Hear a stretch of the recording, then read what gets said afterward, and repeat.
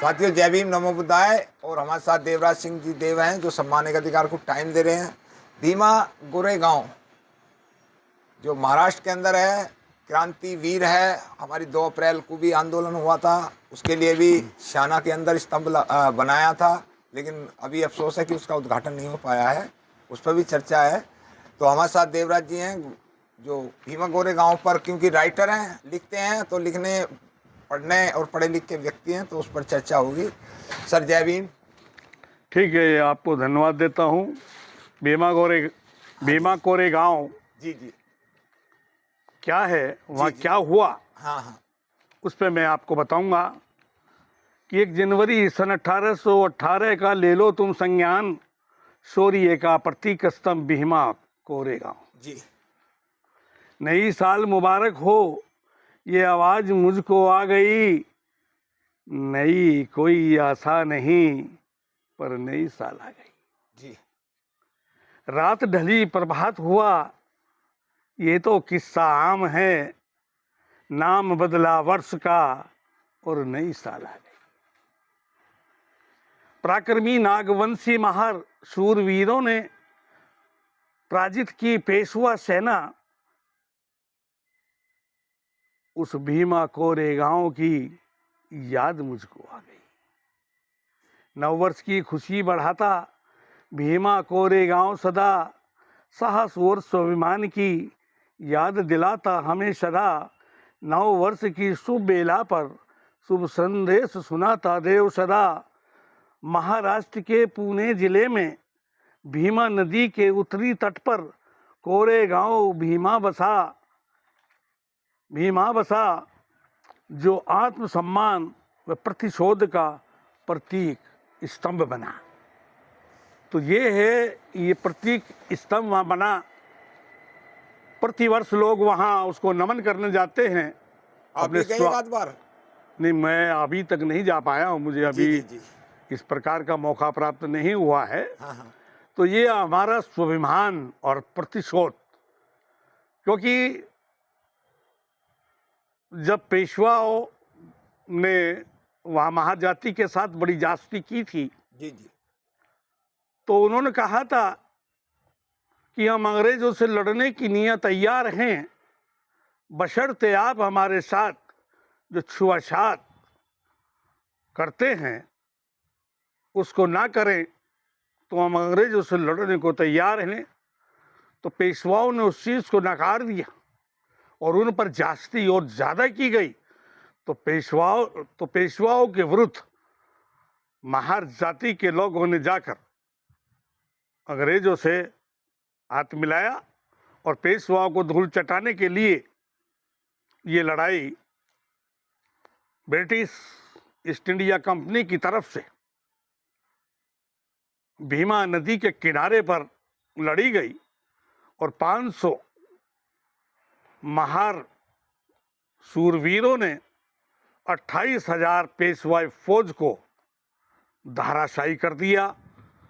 उसके संबंध में उसी स्थान पर ये स्तंभ बनाया गया जी। शौर्य का। हाँ जी। उसके बावजूद देखा गया कि 31 दिसंबर 2017 को एक घटना हुई महान, मनवादियों ने कर दी वहां की मिट्टी लहूलुहान। जी। घोड़ा गाड़ी फूंक दिए, दलित हुए हैरान, निहत्थे लोगों पर कर दिए वार बहान।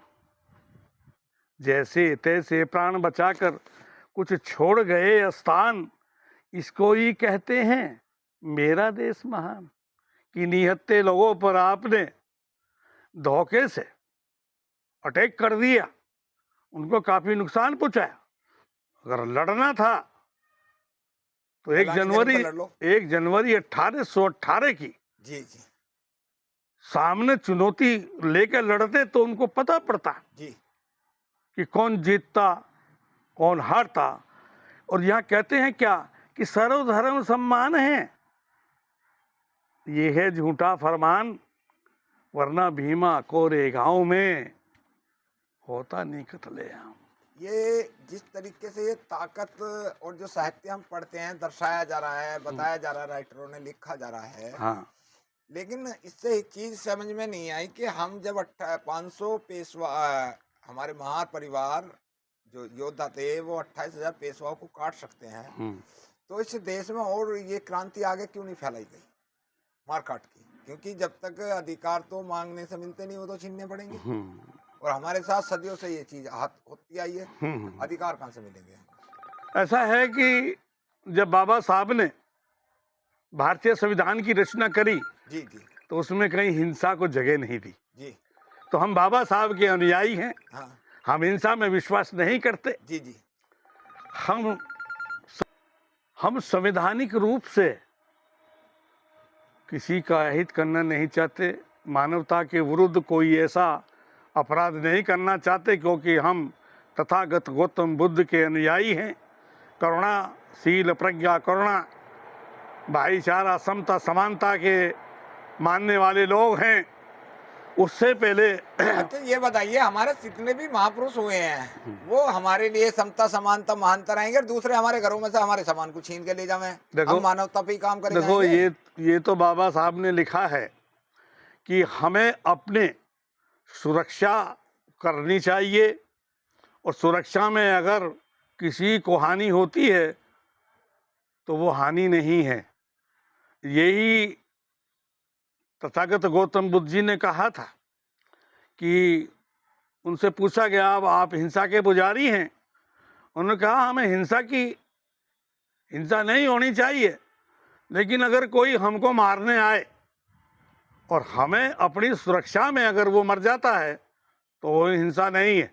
उसी को बाबा साहब ने अपने संविधान में रखा कि प्रोटेक्शन में अगर किसी की हत्या होती है तो वो हत्या नहीं मानी जाती।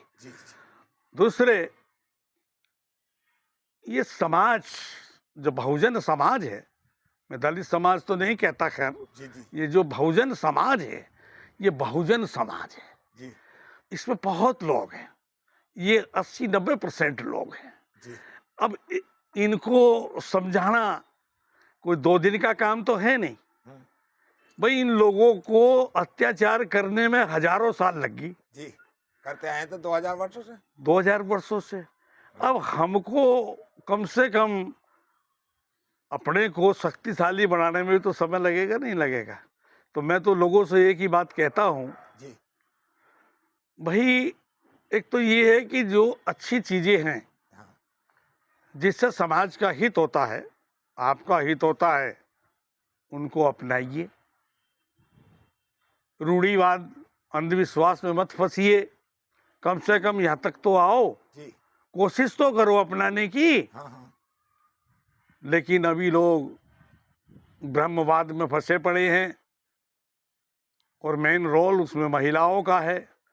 जिस दिन महिलाएं बाबा साहब तथागत गौतम बुद्ध को समझ लेगी, तो कबीर वहीं जागेंगी जब वो ये दुनिया छोड़ जाती है। ऐसा नहीं है। खैर, लोगों के अंदर जागरूकता जितनी आई है मुझे मालूम है, मैंने भी अपने जीवन काल में देखा है कि लोग जो बैकवर्ड लोग हैं, शेड्यूल कास्ट को छोड़कर, जाटव चमार को छोड़कर, बाकी सभी लोग इनसे घृणा करते थे, रास्ते तक बात नहीं करते थे। और बहुत कुछ मैंने देखा है, बहुत परिवर्तन आ चुका है। शिक्षा, जो बाबा साहब ने जो शिक्षा का पहला फार्मूला दिया, शिक्षा, संगठन, संघर्ष, तो हम शिक्षा की थोड़ी सी सीढ़ियाँ चढ़े थे। और जो हम लोगों ने जो नज़ारा दिखाया, उन लोगों को वो सहन नहीं कर पा रहे हैं और उसको दफन करने की नियत उन्होंने हमारे 5 बल पर कब्जा कर लिया है। और आज हमको बेबस करने की नियत मनवाद ने पूरी कोशिश की जा रही है। और मेरा तो विचार, और मैं लोगों को बार बार एक ही चीज़ समझाता हूँ कि भाई, आपके 5 बल पर कब्जा हो रहा है, उसको बचाने की नियत आप कोशिश करें, क्योंकि किसी भी समुदाय, किसी भी वर्ग को अगर पंगु बनाना है, गुलाम बनाना है, तो उसके 5 बल पर कब्जा कर लो, वो ऑलरेडी गुलाम हो जाएगा।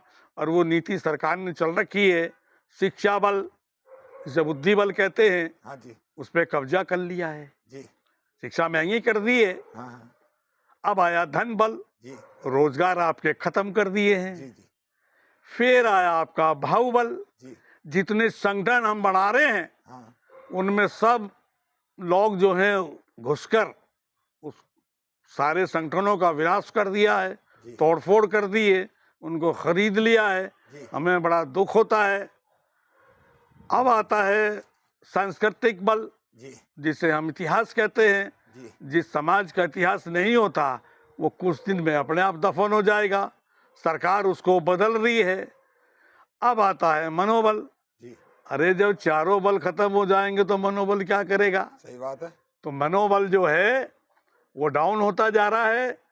और मेरा प्रयास रहता है कि भाई कुछ भी हो जाए, आप अपने मनोबल को दुरुस्त रखिए और बाबा साहब के जो 3 सूत्र हैं उनसे दूर मत जाइए। और भाई संघर्ष और बलिदानी तो देनी पड़ेगी अगर आपको जिंदा रहना है, इसमें कोई शक नहीं है। तो भीमा गोरेगांव में जब ये हादसा हुआ था जी, तो केंद्र और राज्य में बैठी थी मनवादी सरकार, उफ तक बोला नहीं थी सोची समझी साजिश। दलितों में बहने लगी फिर गुस्से की ब्यार, जगह जगह प्रदर्शन हुए और चिंतित हुई सरकार। आप ने पूरा जीवन गुजार दिया, 70, 75, 60, 70 साल उम्र भी होगी, रिटायरमेंट हाँ, भी 70 होगी। साल के लगभग उम्र। हाँ जी, शिक्षा में हमारे समाज का स्तर बढ़ा है, गिरा है? शिक्षा में हमारे समाज का स्तर गिरा नहीं है, बढ़ा है। बढ़ा है ना? बढ़ा है। आज भी बच्चे हमारे अच्छी एजुकेशन हासिल कर रहे हैं। उन्होंने सबको डाउन कर रखा है। हाँ, उनकी मेरिट इतनी हाई जाती है कि सरकार को हाँ, रिजर्वेशन ही खत्म करना पड़ा। हाँ, तो खत्म कर देगी रिजर्वेशन को? शिक्षा के क्षेत्र में रिजर्वेशन खत्म है भाई। हाँ, हाँ, तो अब इसे जो है जारी करने के लिए क्या करा जाए? नहीं, एक बात हो रहा है, ये तो अच्छी बात है हाँ, कि कंपटीशन के क्षेत्र में हाँ, हमारे बच्चे कम नहीं है। जी, मैंने अपने बच्चे पढ़ाए, हाँ, उन्हें लास्ट तक रिजर्वेशन का कोई फायदा नहीं मिला वो तो गवर्नमेंट जॉब में आप क्योंकि गवर्नमेंट जॉब में था। हाँ, उससे तो ठीक कोई है। मतलब नहीं है। और मैं तो हर बच्चे को एक ही बात कहता हूँ। मेरे बच्चों ने जब इंटर में थे उन्होंने एक बात कही थी, पापा हम सरकारी नौकरी नहीं करेंगे। मैं कहा क्यों? कहने लगे हम आपको नौकरी मांगते मांगते बहुत समय हो गया, हम नौकरी देना, हम नौकरी देंगे दूसरों को।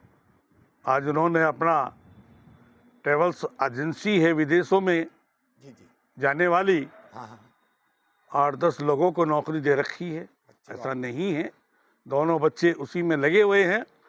और मेरी एक भावना है कि अगर समाज इतना बड़ा काम, क्योंकि मैं अकेला नहीं कर सकता, हाँ, कि समाज अगर सहयोग करे तो मैं जिले में एक इस प्रकार की ITI पॉलिटेक्निक